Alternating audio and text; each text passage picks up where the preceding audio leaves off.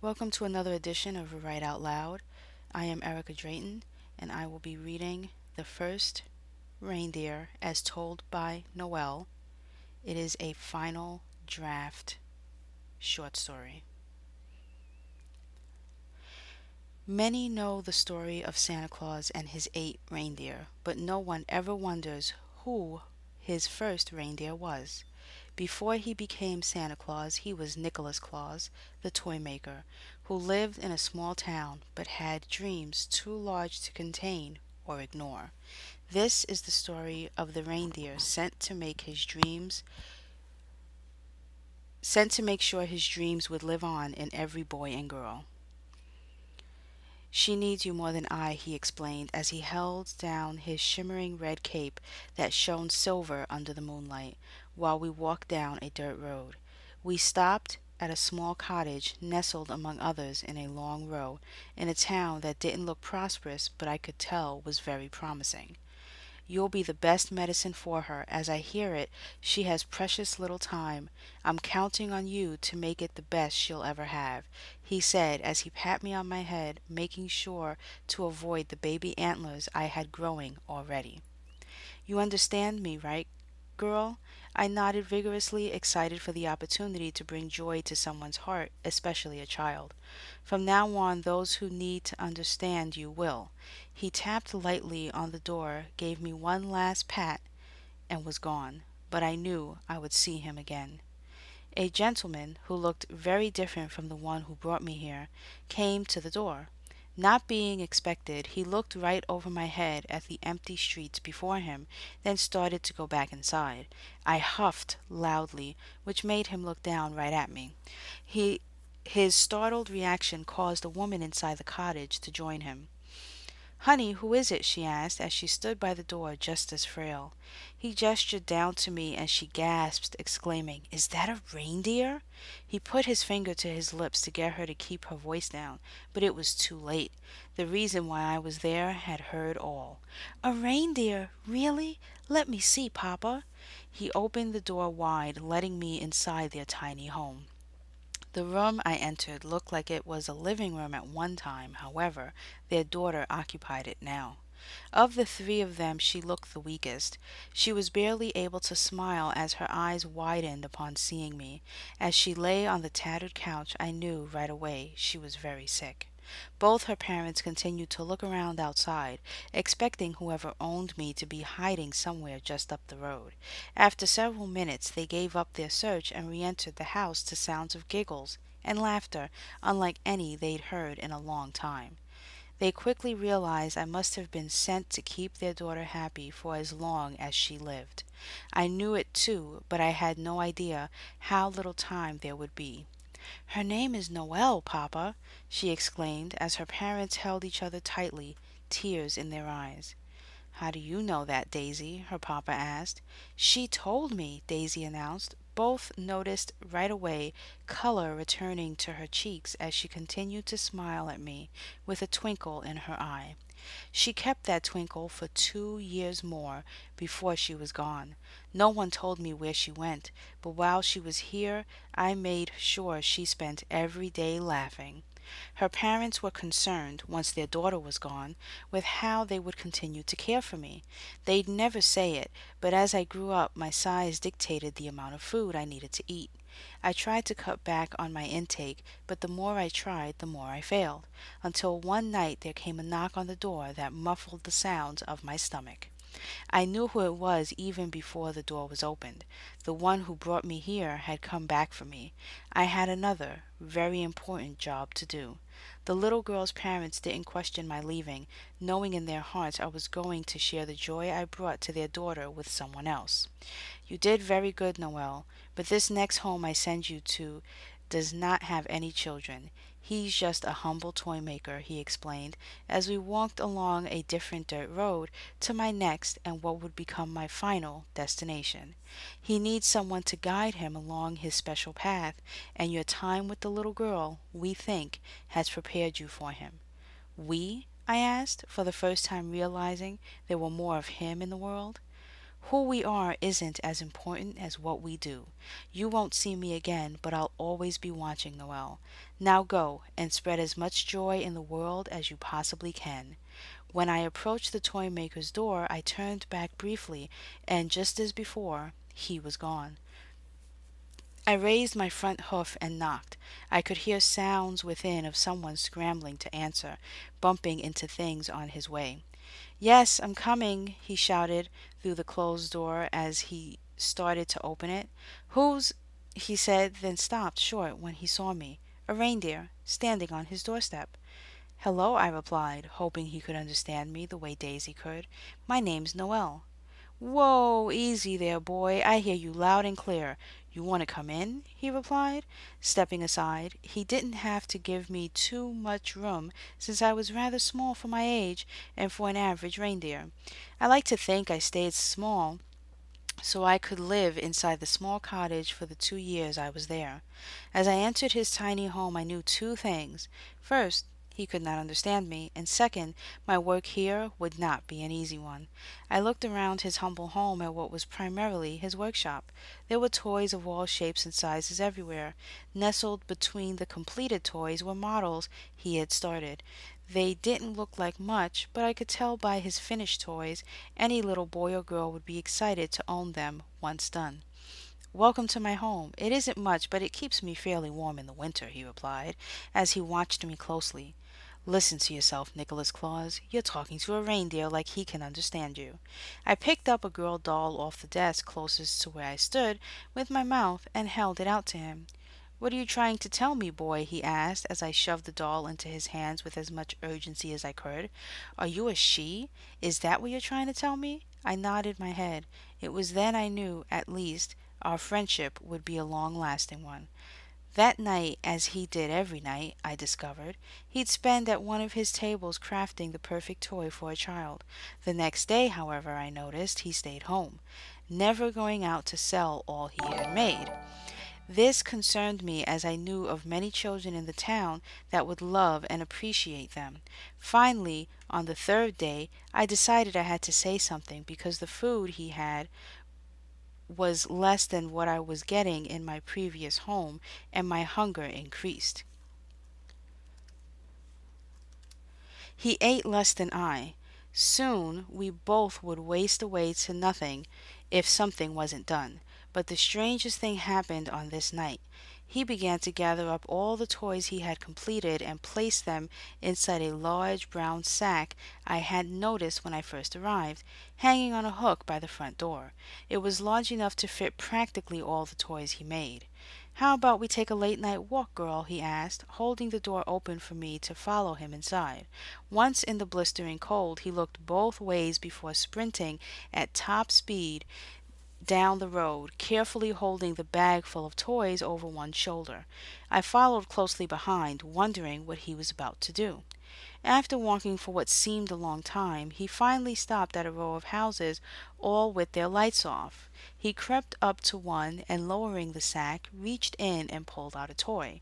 He then proceeded to place one toy inside each pair of tiny shoes left just outside the front door. He repeated this all night, passing from house to house, putting toys and shoes in baskets. He even slipped one through a little girl's bedroom window. When his sack was empty, we walked back, getting home just as the sun had begun to rise, both of us exhausted from being up all night. We promptly fell asleep, sleeping the day away. I soon discovered Nicholas's purpose and mine, to bring joy to children everywhere. But first we needed to sort out the food situation. If he was going to continue working endlessly with little sleep, he'd need food for energy. And if I was to be of help to him, I'd need my energy as well. So one day, while he was too busy designing a new toy, I went to visit my previous owners. I knew they didn't have much by way of food, but perhaps they'd have a solution. Plus, I missed Daisy, and they were my only connection to remember her. Her mother was happy to see me as she ushered me inside. In one corner of the room they placed everything that once had belonged to their daughter neatly on a table. I recognized all of her favorite things, including a toy I realized was made by Nicholas.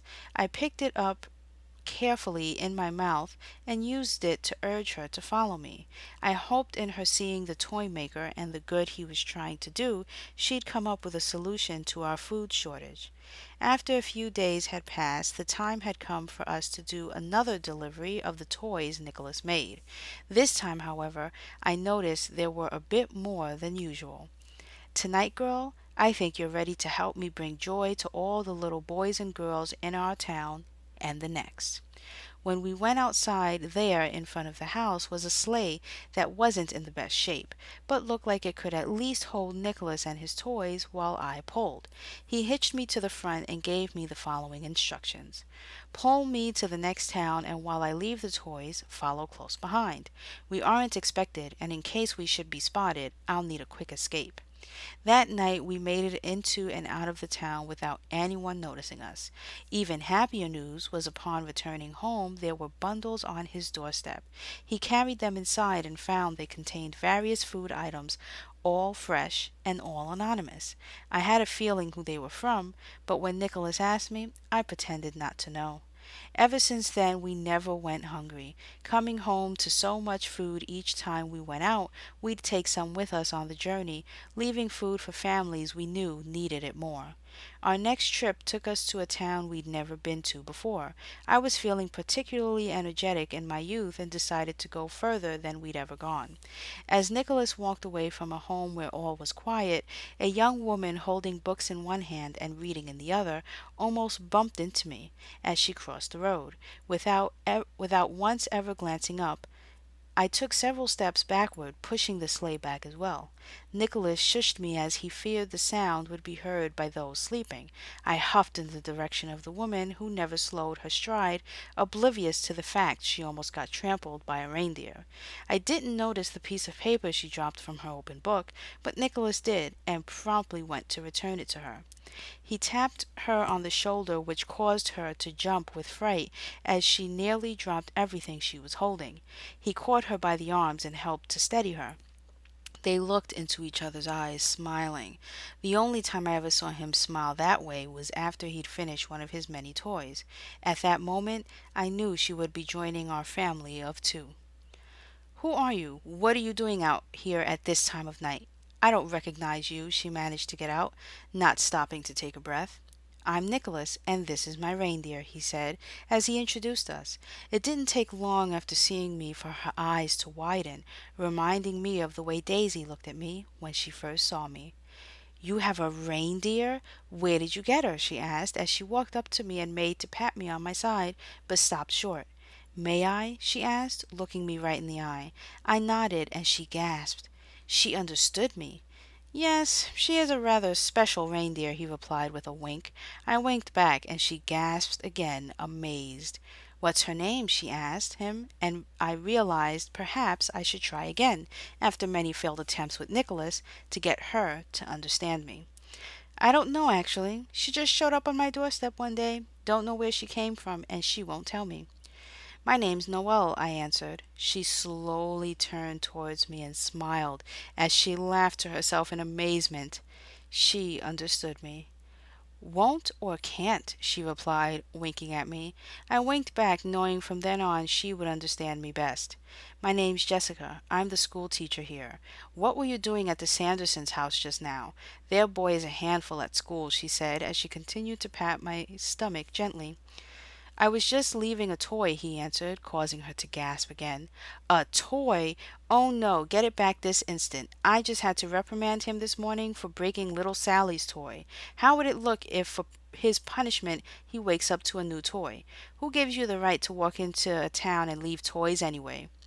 "No one. I leave toys for all boys and girls. I want to bring them some happiness in an otherwise gloomy world," he replied as he climbed into the sleigh.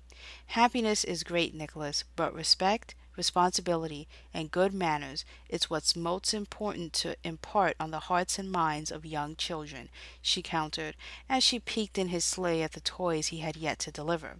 "Better let me come with you. I know all the children here, who's naughty and who's nice. I won't have you undoing all that I've been working to instill in these children in just one night." "If you insist," Nicholas replied, making room for her to sit beside him.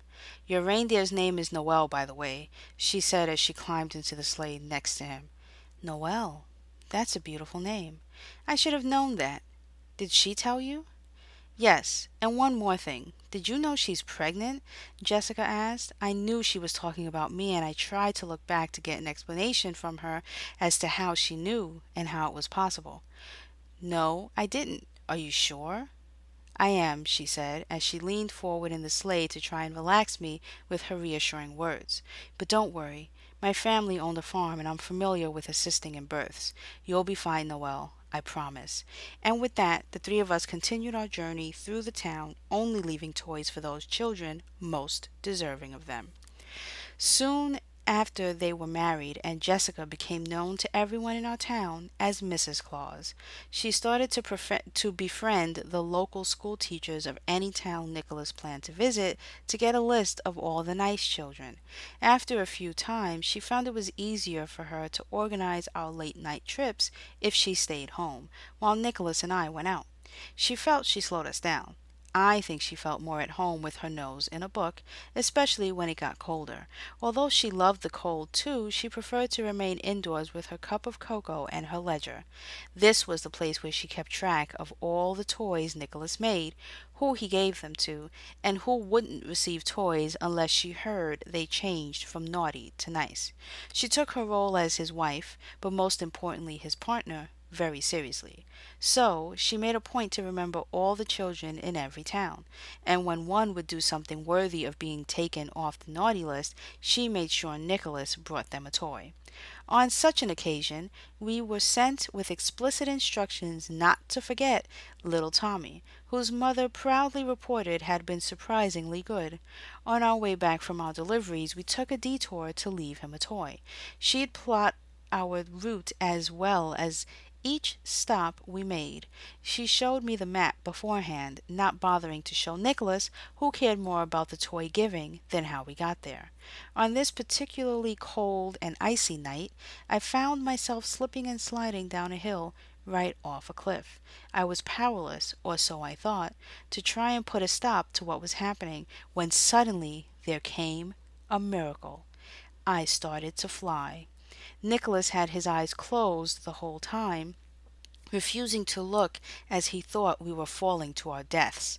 After several seconds passed, he finally peeked over the side of the sleigh and saw we were several hundred feet above the ground. He let out a hearty laugh that was heard throughout, causing some in their homes to wake and look to the sky for the source of the noise. In a flash, I carried us higher as I tried to get us out of sight. We were home the fastest we'd ever done it, almost as if time had slowed down for both of us to do all we needed to in one night. News of a mysterious man and his reindeer spotted flying at night began to spread through neighboring towns. Mrs. Claus grew worried that people would discover who the man was and through human curiosity want to steal his magic reindeer. The thought worried us both as my stomach grew larger. The second miracle in my life would be soon. We didn't want to stick around till the townsfolk came to our door, so Mrs. Claus made some inquiries into a group of toy makers she'd heard rumors of in a faraway land. They had previously reached out to Nicholas, wishing to offer him assistance when they heard of all the good he was bringing children around him, but he always turned them down. He believed moving to the North Pole would put him much too far away from what he was born to do. But his wife was insistent. She felt I could not be expected to give birth to reindeer in a town that would soon become unsafe for us all. Besides, we needed a new place anyway, ever since Nicholas began making more and more toys. His small workshop was no longer big enough for the three of us and all his toys. Finally, after a lot of convincing that he would not be giving up his ability to deliver them, he relented and we began what would end up being good training for me. While pregnant, I flew us all to the North Pole. The second we arrived, we were greeted by the smallest people I had ever seen. They numbered in hundreds, or so I assumed, and surrounded us straight away. The climate was well below zero, but it didn't bother me one bit. I couldn't say the same for Mr. and Mrs. Claus, who were thrilled to be shown inside what would later become the most famous and largest toy factory in the world. These tiny toy makers were called elves. They were always toy makers, sending their toys throughout the world, but never at a rate and speed they wanted, which is why they were so excited when we arrived. Mrs. Claus went right to work, organizing and planning as she always had. I spent most of my time resting. Becoming a mother when I wasn't expecting it, I knew wouldn't be easy, but I had an entire legion of elves all willing to help. One cold, wintry night, not too long after we arrived, while everyone was indoors trying to stay warm, I gave birth to two beautiful reindeer and named them Comet and Cupid. This worried Nicholas, as we had been planning to do our first delivery since arriving at the North Pole, and he couldn't help but wonder if I would be able to do it.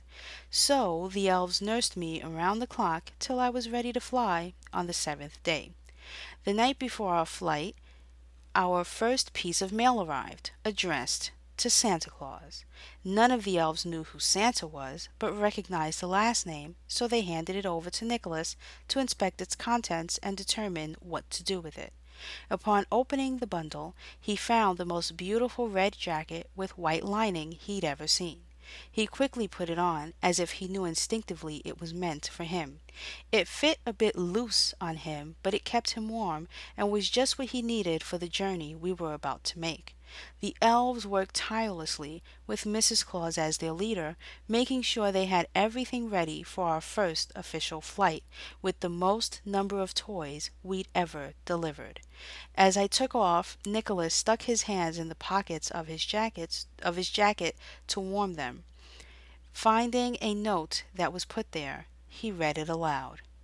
Dear Santa Claus, an angel, wearing a shimmering red cape and holding my little girl Daisy's hand, came to me last night with a message I believe is meant for you. Bringing joy to the little children of the world is the best gift you can give them. Don't ever stop. They need someone to believe in. Love, Daisy's mother. P.S. Tell Noelle thank you for the joy she brought to our little family.